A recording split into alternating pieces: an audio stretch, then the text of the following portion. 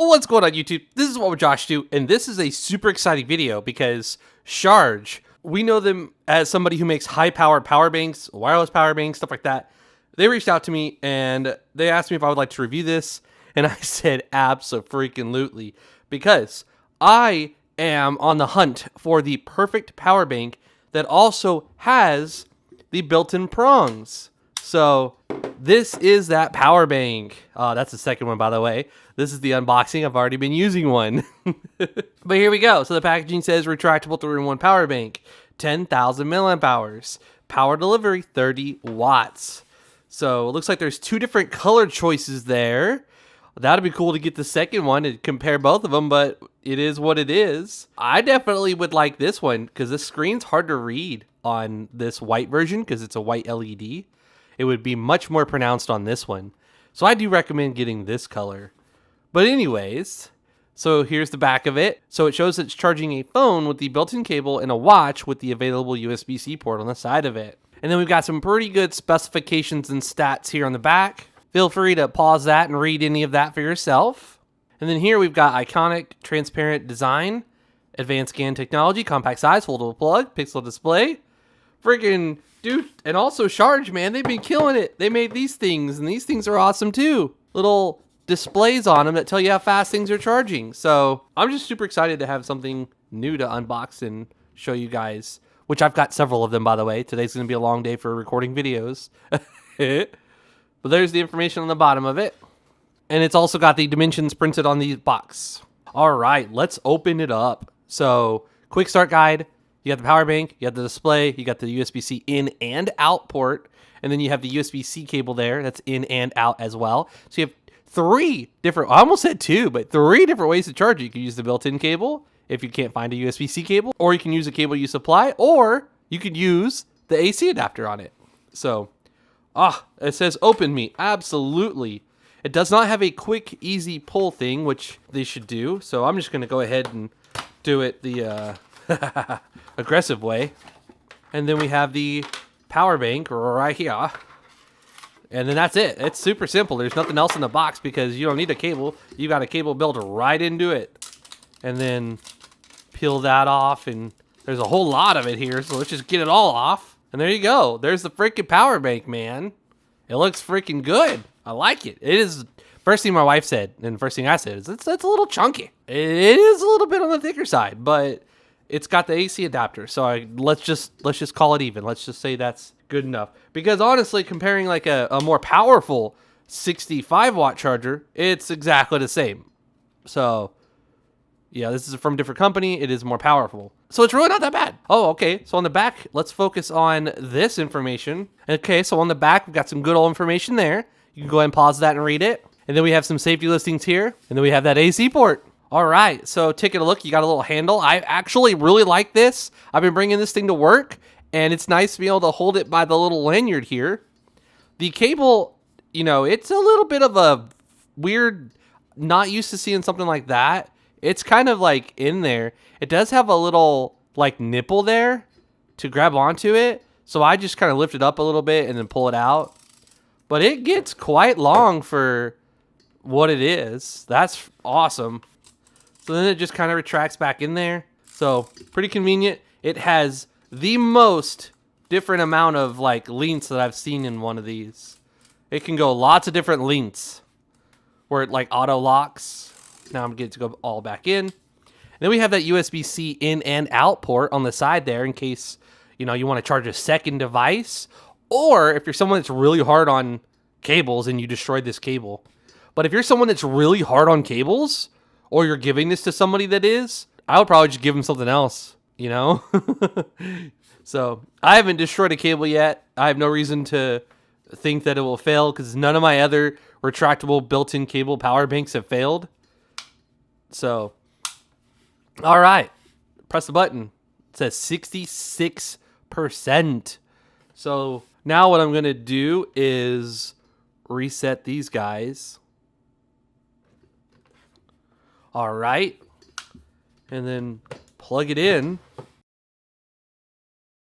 And then we get the little display. The second digit is currently flashing, letting us know that it is currently charging. Something I have not tested on camera is we'll use that built-in retractable cable, and we will plug in our S25 Ultra, and we see fast charging. We do not see super fast charging, and it says 19 watts. Now, how many of that is going to the phone? How many of that is going to the power bank? We're going to find out using a tester. Alrighty then. So, taking a look at the tester results, we see that 25 watts is going from the wall to this thing, and 21.3 is going into the phone to charge the phone. Now, there is some loss. If I do it with any other power bank or charger, it's going to do the same thing.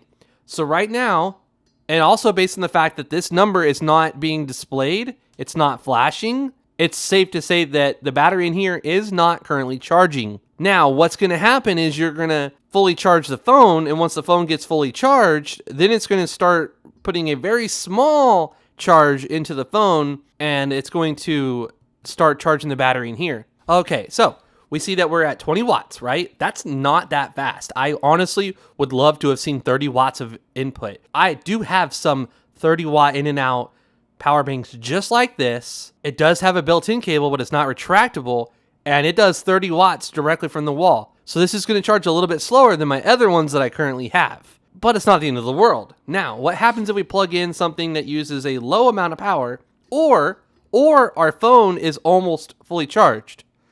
So you're going to see now that we're putting 5 volts into this controller. So it's charging relatively slow. Well, now the light is currently flashing, indicating that it is currently charging, and we're pulling 15 from the wall, not 20. I don't know why. It'd be nice if it just pulled the normal 20 and it gave the leftover power to this thing, but it's pulling even less now that we have something connected. Let's connect up this power bank here. And all right, the screen went away, so it's not charging the battery in here at all anymore. And it's currently putting a full 30 watts of input into this Duracell battery that I made a video on. So whenever it fully charges this power bank, then this thing will see that and start charging the battery inside it. Okay, so what if we want to charge a phone at the same time as the power bank, which is currently pulling 30 watts from the wall and currently not charging the built-in battery in here? So we'll plug in our phone. All right, so hopefully this little demonstration here helps you make a decision. So that's not bad at all.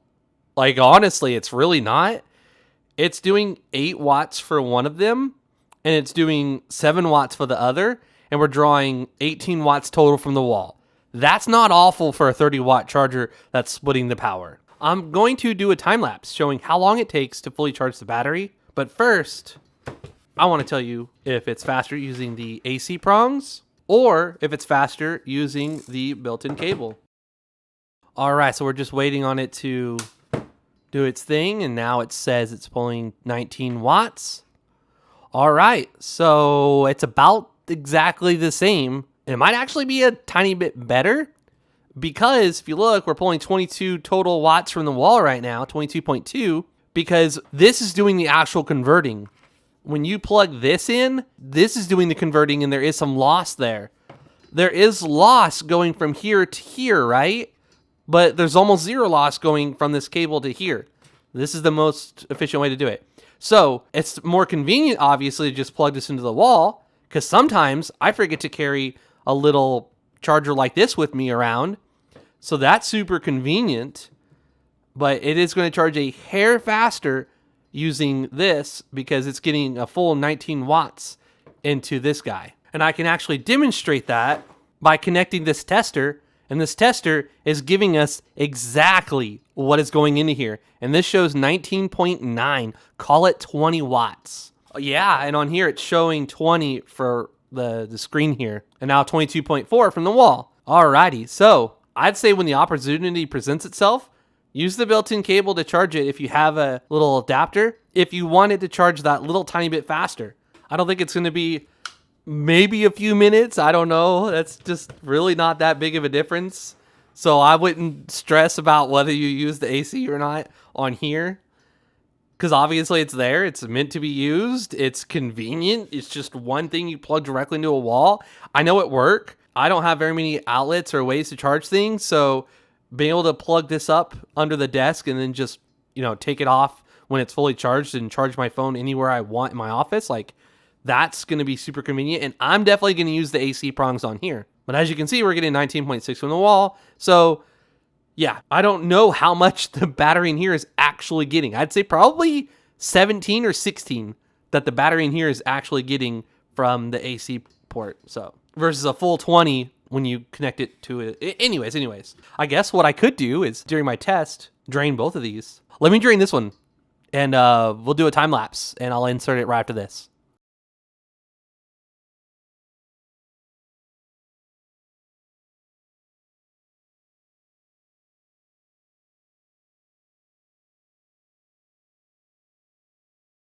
All right, so it's the next day. Yesterday we did the time lapse showing how long it took to charge one with the wall outlet right here, and then how long it takes to charge it with the built-in retractable cable. And it did charge a little bit faster with the retractable cable, but not so much that I would make it a point to never use the AC outlet on here. That's what it's there for. So today we're going to go ahead and test and see what all protocols it has and wrap this video up. Alrighty, so we're going to start this test here and we're going to see what all protocols this thing has for fast charge modes. Alright, seeing quite a few protocols there. Okay, so I see Quick Charge 3. There's that information. We have FCP. There's that information. We have SCP. There's that information. We have AFC. There's that information. And most importantly to me, we got the PD3, and that's going to be at 30 watts. We are showing a PPS range of 5 volts to 11 volts at 2.7 amps. Not great for PPS, but we do have 20 volts at 1.5 amps or 15 volts at 2 amps or 12 volts at 2.5 amps. So not bad at all. I'm going to run this test again, and now we have it connected to the wall outlet. So it's being powered from the AC, not the battery. As you can see here, this is plugged into the AC outlet. All right, so it looks to be about the same. Yeah, okay, no change at all. So it's just as good on battery as it is AC. So I have an S25 Ultra here. I want to plug it in and see what happens. Okay, so we get fast charging and we are running PPS. So that's not bad at all. That's pretty good. That's pretty good. I mean, this thing's rated at 30 watts. We're drawing 23.5 from the wall. We are using the wall outlet, and it is 27 watts from the wall. Now, a question I get a lot is something I don't usually answer, and what happens when it disconnects from the AC outlet? Is there any interruption? So we can see 23 watts right there. We disconnect this, and it does restart the charging. And let's see what we get. Okay, so look at that, 23 and a half. All right, let's freaking go. That's not bad at all. It's getting the same exact settings and everything, or I can't speak. So then we plug it in and we do get an interruption, but then it resumes and now it's pulling from the wall. So not bad at all. Let's test that on an iPad mini. This is the latest model. I get so many people that say, hey, this isn't working on my iPhone, but I saw it worked on your Samsung. So I want to connect a few different devices so that people can see and go, oh, maybe it's just my device, because I see his device is doing it just fine. So I have an 80% limit on here as well. I'm going to go ahead and take that off. As you can see, we're charging at 15 watts. We are at almost 90%. So when you have an 80% limit set on your iPhone, occasionally, once in every, I don't know, couple dozen charges or so, it's going to go ahead and charge it all the way to 100, just so the BMS can calculate everything correctly. But most of the time, it will only go to 80. So as you can see, I have 122 cycles, 100% health. I'm going to go back to the 80% limit. It stopped the charging because we were at that. So it was charging at 15 watts. I know that this tablet can charge at 20 watts when the battery is lower. Here I have a Nintendo Switch 2 and plugging it in. I have friends and family that ask me if it's worth upgrading to this thing, and oh, absolutely. Everything about this is better. It downloads games so much faster. It plays them and loads them, and just everything is so much better. Obviously, it's much newer than the old one, but it is just a night and day upgrade. So, as you can see, the battery is at almost 100%. It is pretty much fully charged.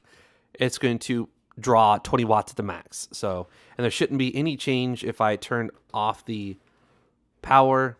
It'll just kind of restart it, and there we go. So I'm going to resume the power. Yeah, and it just recycles or renegotiates. Okay, so that works great. All right, so last test, we have an iPhone 16 Pro Max, and we're going to see how fast it'll charge that. All right, so we're getting 27, almost 28. Well, there we go, 28 watts. And if we disconnect from the wall and we run it on battery mode, it renegotiates and it climbs back up to almost 30 watts. All right, there you go. There you go. In order to drain these batteries really fast yesterday, I connected it to my Everfrost 2 and it was pulling 20 volts, so 30 amps, and charging my Everfrost 2, which is a refrigerator that has its own battery. So this thing was feeding its energy into the fridge and the battery, which drained it really fast. All right, thank you so much for watching. If you enjoyed the video, please give it a thumbs up. If you're new to the channel, please consider subscribing. Please follow me on Twitter and Instagram. I am most active on my YouTube community page. This is What Would Josh Do, and I'm out.